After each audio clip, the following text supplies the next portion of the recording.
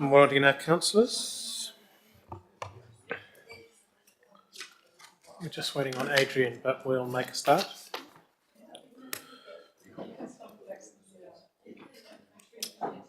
Whakataka hau ki te uru, whakataka hau ki te tonga, kia makina kina ki uta, kia mataratara ki tai, he hi ake ana te atakura, he tio, he huka, he hauhu, ti hei Māori ora. Right, very short agenda for today, so apologies. I think it's probably for lateness. Is going to be Councillor Staples. Do I have a mover and a seconder? Moved Councillor Gaylor, seconded Councillor Toku. All those in favour, please say aye. Those against? None. Passed. And got Councillor Duthie online. There he is in all his glory.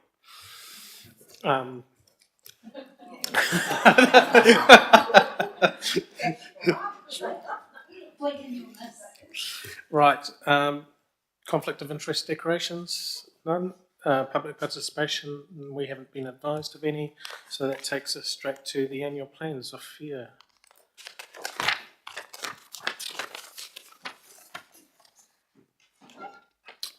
Morning, Korua. Tyler's as well. Take us through it.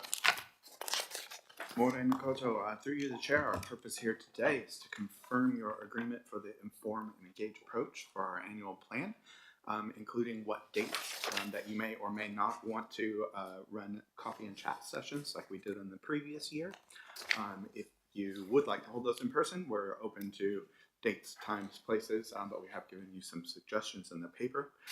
A reminder to the council that we're not proposing a full engagement or formal hearings, as the changes that are being considered under the proposed plan are beneath the threshold of our significance and engagement policy.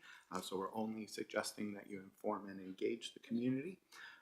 And subsequently, we would like you to approve the content of the engagement document, which was attachment 1. I think beyond the specific information about the proposed changes in the attachment, the key point to make is that this is reductions work that's continued on from our last annual plan through to this annual plan, and is going to continue and is already underway with decreasing rates through our LTP, which is one of your workshop items in the next session. And we're looking forward to discussing this with you today. Okay, I've got a question, and then let's go with you, Councillor Saw, and then I'll come to me. Thank you for the update on this and bringing this forward. I just had I have a couple of questions, but the first one was on page 12 of the legend, I think. Yes, just around changes of how we fund the Wellington Transport Analytics Unit. Either I was on some other cosmic plane somewhere else, but I think that's the first I've seen of it. Could you just refresh me on what was happening there, please?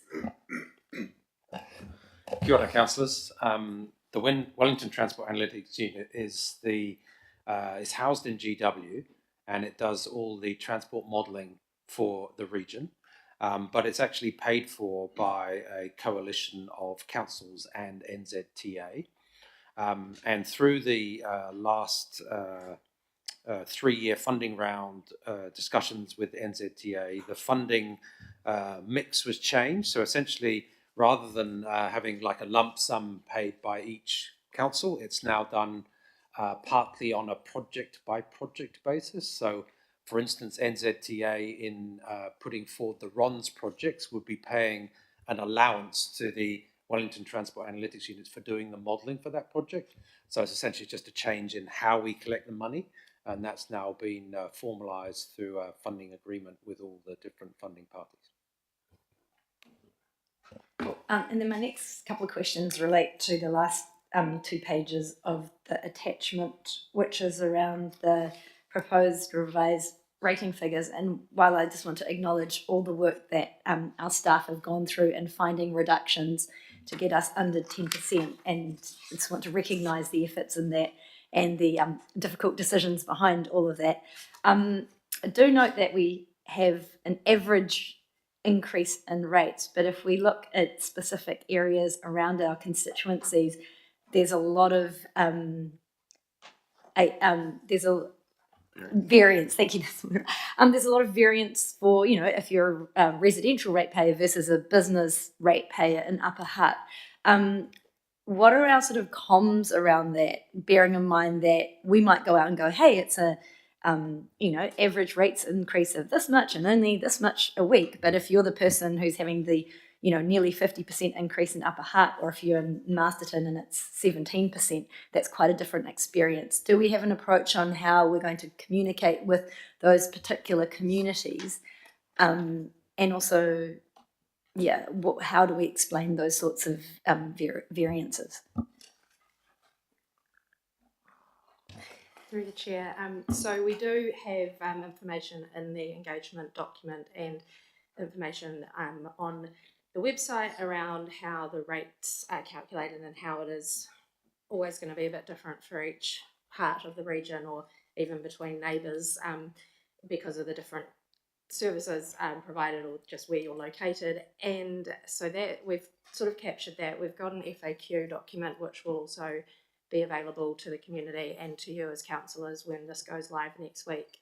That will also help to explain that if you are asked. I don't know if we're doing anything else in this space at the moment. No, we hadn't looked at anything more specific for those particular points of higher level interest, but we do have the place-based fact sheets again, which have each area as well. I think we always do the place-based fact sheets, so I think that's great. But I think for if you are someone who is having a near 50% increase, there surely can't be that many people that we aren't able to tailor a message to those particularly affected groups. Or can we have some sort of approach where if there is a level that we consider to be a significant or substantial increase, we do have some way of reaching out to people and being proactive about it? Because if I was that person and I heard one of my, my Lower Hutt business associates at the Chamber of Commerce or something, and it's like, oh, ours only increased by this much, but mine increased by this percentage rate. Yeah, I think we do have a responsibility to reach out to those communities in particular. We can take that action and follow that up following this and develop Absolutely. something. Yeah, I've got Councillor Free and then Councillor Connolly. Sarah? Oh, okay, sorry. I'm quite shocked to see the Wellington CBD rates at $17,000. Now, I have said before that I know that the CBD is paying a lot of money because of the transport, the way we rate transport. But given that, I'm actually not going to be approving a minimal consultation for this. I don't think that it's right. I have to say, this needs to be a question, sorry. How can we justify charging the Wellington CBD businesses $17,000 annually for regional council rates when other businesses are paying just a few $1,000s? I think if I can help with that one, I think that's really a conversation for the revenue and financing policy, because that's the policy that essentially distributes the rates to different sectors, business and residential, and different parts of the region. So it's not really an annual plan issue, because the annual plan is just essentially allocating what the revenue and financing policy said. So it's probably something that should be taken up in the council workshops on revenue and financing policy, would be my suggestion. So what would it take to get a piece of work done to be more transparent about where all these cross subsidisations are going regionally and between businesses and residential, rural and city? What piece of work would I need to ask for? Because I'm going to be seeking my colleagues' support to get a piece of work done to make this more transparent. Through your chair, just to add to what Luke just said, the revenue and financing policy is the key policy document, which essentially outlines how the rates will be collected and funded.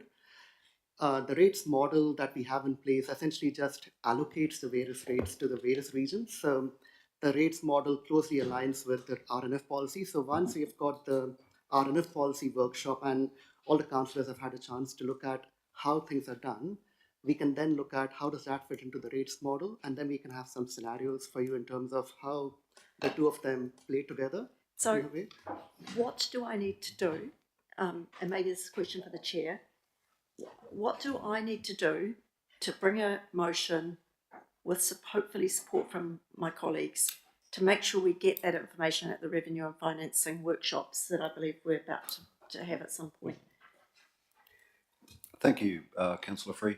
Look, I don't think, well, it's up to you, of course, if you want to propose a motion, but the actual process of running that revenue and financing policy review will answer all the questions that you asked. It is actually a statutory requirement when we go through and develop that policy, that all those questions around trade-offs, cost-benefit, where the cost lies and how that cost is paid for, that is exactly the purpose of that revenue and financing policy. As Ashwin said, when you start to guide us on the trade-offs as where you want cost to lie or where the apportionment of services should be paid from, that is when we go into the rates model, and we will model the impacts of the decisions made in the revenue financing policy, and that has a direct outcome on what is paid by general rate, targeted rate, business rate, CBD rate. And that goes for all our services, the PT targeted rate as well as the general rate. So that process will deliver all the things you've just talked about, and it's exactly why we were giving a heads up to the council on Tuesday around the fact we're initiating this process and I did raise to do exactly that. Yeah. So I'm not terribly comforted by that though, because I want to be quite specific about what I'm looking for. What do you think you're looking for? I'm looking for some real transparency about where the money is coming from into the coffers of this organisation and how much is going out, and where, you know, like, but on a geographical basis and on a rural, city, urban, you know, CBD business, other business basis, because I think that $17,000 is really disproportionate. So again, I can give you assurance. Of course, you're entitled to propose a motion. The whole process I've just described, which again answers the questions you're quite reasonably raising, is done through public workshop, and then it is a public decision that goes through the council as a statutory decision maker when the revenue financing policy is adopted. So in terms of actually having full transparency, all the decisions of this council will be discussed, debated in public, and then you will, as a council, have a paper coming to you to adopt the revenue and financing policy and all the outcomes in it. So it's as a fundamental foundation of delivering the long-term plan. They sit together, they're publicly debated and discussed, and you as the council have the authority to sign that document off. If I could ask about the consultation then, because we're being told this isn't significant, so there's not going to be a particular consultation, you know, there will only be a mini consultation on this. What's the consultation on the revenue and financing work that we do? Is there a significant consultation on that? Because somewhere along the line, I think the public needs to get their head around actually where their regional rates money's going and who's benefiting, who's paying. And there will be explanations as to why we're doing what we're doing, equity considerations, public good considerations, but I think there needs to be a lot more transparency. Again, I can absolutely assure you that there is a full public consultation process for both the long-term plan and the revenue financing policy. They usually run concurrently, so people can see the decisions made by council around the revenue and financing policy, how that affects the long-term plan and the delivery of our services, and also the cost and allocation of that cost across the region. They dovetail together. The reason we're not consulting in full for this annual plan is because it doesn't trigger any engagement processes, because it's an annual plan rather than this 3-year long-term plan setting, and that then allows us to have a engaged process rather than a full consultation process. And that's just, I mean, these guys can explain that in a bit more detail if you want them to, but that's a statutory option that is provided to all councils. So my last question, if I may, will you be engaging with the Wellington Chamber of Commerce and other businesses that are subject to the $17,000 rate on average? Through the chair, yes, Councillor, I'm reaching out through our social medias and as well as our engagement document and through our normal processes to speak with anyone that would like to speak with us. There'll be contact information on the engagement document to get in touch, and we can answer individual questions. The Chamber of Commerce, certainly the Wellington Chamber of Commerce, has always submitted. Was engaged. Okay, thank you. Well, the reminder here is that yes, there is a higher differential for Wellington CBD, but this number also reflects the value of property. That is quite significantly different between Wellington CBD and Upper Hutt CBD, for example, or Masterton CBD, where you can probably pick up a property for under $1 million. You just can't do that in Wellington CBD. Yeah, and just to close this bit of the conversation, I think for the questions, I can give all councillors, new councillors and returning councillors, that this is, and I've been at pains to emphasise, the revenue and financing policy is the preeminent decision-making document as to how costs are portioned, who pays for them, and over what time period, and it directs the impact is directly into the long-term plan. And both of those processes run concurrently, and they're both consulted on fully and engaged in fully. Okay, Councillor Connolly and then Councillor Duffy. So I have, they're not really questions, they are suggestions for things I would like changed in that document. One is it's really short. In that table of activities that are changing, you say delay in Pinehaven FMP implementation. I think we should change that to like reframing Pinehaven FMP implementation, because we're never going to implement the old proposal. We now are looking at a new plan, and so the delay implies that we're continuing doing what we're doing, just at a later time frame. The other one touches on the question that Councillor Saul raised around the Hutt Valley business charges.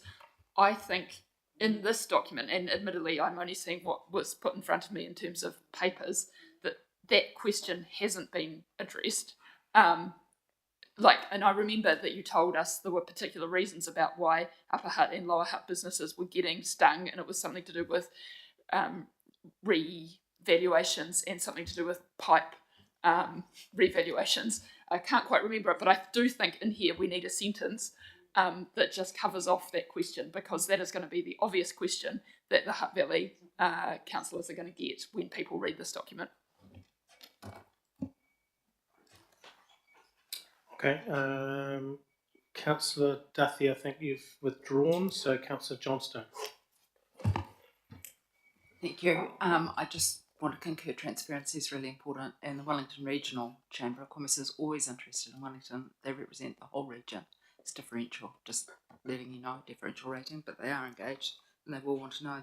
The point I want to bring up is over Belmont. We voted and asked for a pause on Belmont.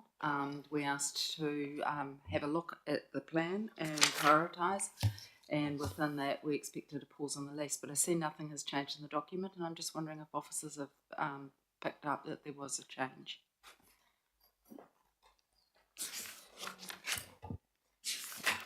Through the chair, yes, we have recorded that there is a change. I do see that that's not consistent here. We will rectify that. Okay. Right, any other questions? I have a question, and that is around the timing for the engagement. So back into recommendation 1, you've got 19th of May, 20th of May and 21st of May. So that's in 2 months' time. Why is that so far out? Through the chair, or to you, Chair, we have pushed that so far out because we struggled to find times that council didn't have their diary blocked out. We could absolutely bring that forward from our perspective. It would likely need to sit out of the Tuesday-Thursday cycle based on the meetings that you already have scheduled. Our preference would be to run that at the same time as the coming Inform and Engage. However, we thought, without having found a better scheduled time for you, that putting those at the times where we had set aside time for hearings was the most easiest in the diary. So the reason I ask is that, let's say that we get a series of issues from Chambers of Commerce or whoever, we then don't have a lot of time to be able to address those and what have you. You've basically got 4 weeks to do that. So, I mean, I don't know, councillors, I just wonder whether we can pull that back by 2-3 weeks or so and do it sooner rather than later. Yeah. Okay. Yeah, just a couple of things. I do note it's all online, and I do note that it's during the week. A lot of our ratepayers work as well, and I know that online is very attractive for some, but some of the community I work with will not engage online, and I'm just wondering if there are other ways that you might be able to think or be more flexible. Porirua, our community doesn't necessarily engage online. You've got a community that either works full time in Wellington, or they're older, retired, or Pacifica Māori, the second languages. I just don't know that this is going to be that effective, and I'm just wondering if you've thought about some other ways that we could communicate with diverse communities and diverse age groups, because online just isn't going to cut it for many of them. Through the chair, absolutely, diverse communities is something that's very near and dear to my heart. And in our last process, that was something I brought quite strongly forward. I apologize. There are 2 in-person sessions scheduled in the document and 1 online session. So we did try to split those. We have not proposed one in Porirua based on the last time we came to council. We kept it specifically to Wellington, but we're very open to engage anywhere that council would like to engage. We have really engaged community groups. Phil and I, you only see us here, you don't see what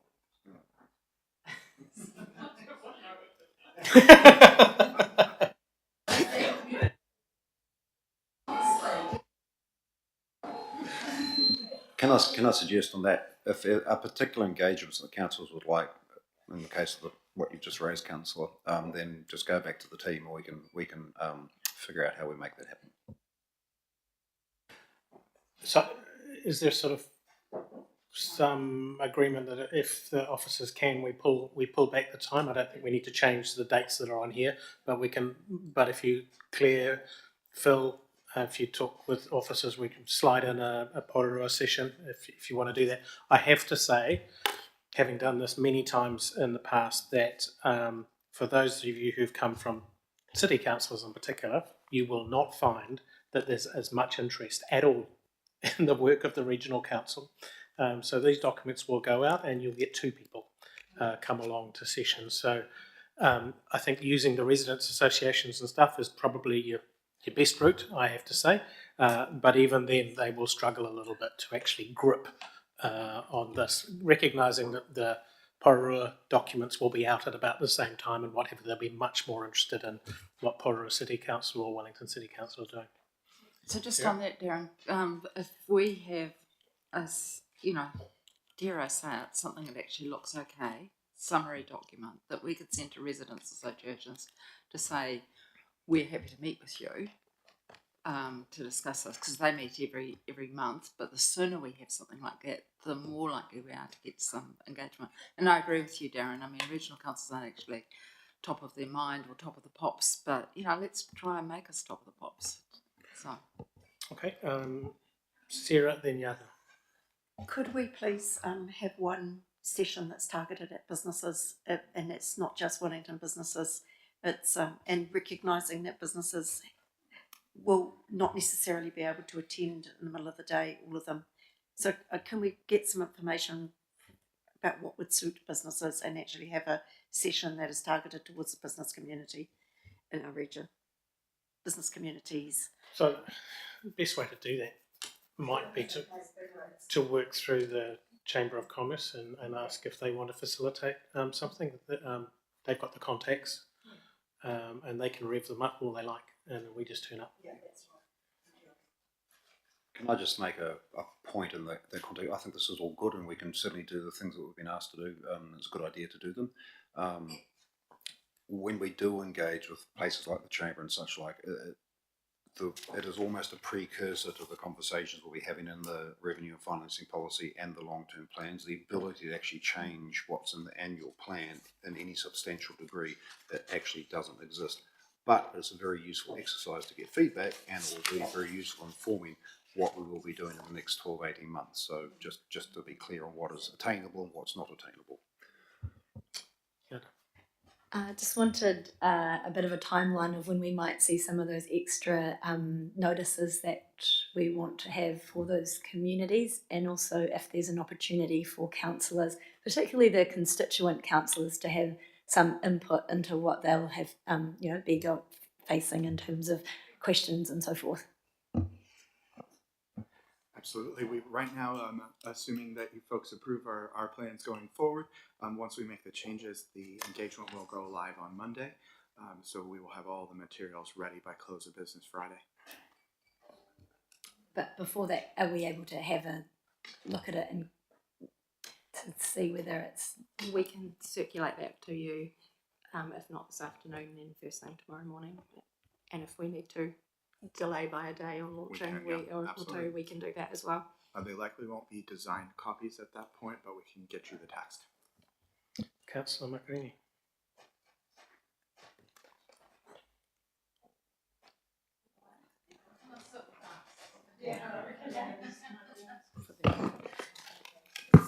Going the wrong colour. Okay. Sorry, my question is really more around, so given that we're kind of all talking about our own communities and Gulpu, that we may be able to kind of help with the engagement and that, is there an ability to kind of add things as we go, like work with you guys as we identify groups or they come to us and that sort of stuff? That's my first question. And my second question is that if we approve this, I note that, Nigel, you might get a few of us hohaing you to make a few amendments. Is that okay? Just on the first question, I think how this generally works is that, we have a number of sessions outlined here, dates to be agreed, which are we advertise and we say people can come in and have a coffee and chat with the councillors. In addition to that, a number of councillors will be active in their communities and want to have face-to-face meetings with residents groups and other groups, and that's essentially a sort of a self-organised activity supported by officers. So for those, you let us know what you need to help support you in those sessions, and we'll provide you with the background information for you to take to those and any other support you need. So that's how that works. And in relation to the second question, Councillor, if there's minor editing changes, then we're very open to receiving those before the final document goes out. Obviously, if it's a substantial change in direction, which I know is not what you're suggesting, then that is a different thing. But yeah, if there's minor editing changes, we're very open to receiving those. Okay, I propose to move... Oh, sorry, Cameron? I'll wait for that. You want to speak to the paper? Okay. I'll move the paper. Seconded. Councillor Gaylor. Do you wish to speak, Councillor Gaylor? No. Gabriel, over to you. Thank you, Mr. Chair. Just want to thank the officers for preparing the draft before us. Those of us who've been around the local government trips know this is not the final decision, but it's an opportunity to reach those groups that some of you have mentioned this morning, be it the local marae, mana whenua, residents, associations and community boards, and really an opportunity, Mr. Chair, in the current climate or where we are in the context of local government, I think, to step up, our communications and the awareness, I think, to the community that we are working on listening to their feedback, assuring people that their voice matters, because not everyone's going to enjoy a 13-point-something% increase, and also against the backdrop of the other draft annual plans out there in terms of the TAs. One day we might be able to work in collaboration with them. And I can recall several years ago, Mr. Chair, that I think Wellington City Council made a concerted effort to consult on their Māori strategy, and I was only there in my capacity as a member of one of the local marae. But I found that was an effective way to actually go out to the community rather than expect for them to come to us. So just encouraging our fellow councillors, colleagues, that this is an opportunity to go back to all those places and trips we frequented during the election campaigns, and to re-engage with our constituents and say, here we are listening to you. Kia ora tātou. Oh, okay. Thanks, Gabriel. I just wanted to check that my colleague was aware that the proposal in front of us is for a 9.7% rates increase, not a 13.3% increase, as he stated. Apologies, that's correct. Might depend which community you live in. Okay. I'm not going to say anything myself, well, other than the fact, job well done to get it to this point. I do note that we have, as councillors,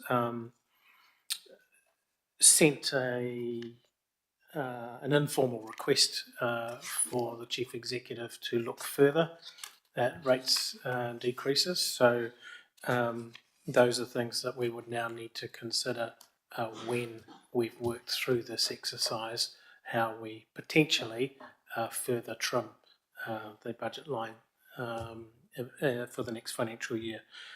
Then starts the process for the LTP, which is the real meal, if you like, in terms of ability to change settings and some of the issues that you've raised, Councillor Free.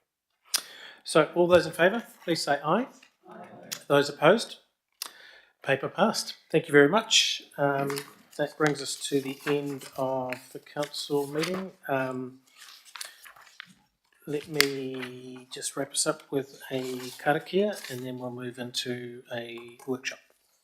Unuhia, unuhia, unuhia ki te uru tapu nui, kia wātia, kia mama, te ngākau, te tinana, te waru e te ara tākata, koiora e rongo, whakarea ake ki runga, kia tina, tina, huie, taikie. Right, thanks all. Big decision. Do you want to take a few minutes or do you want to roll straight into it?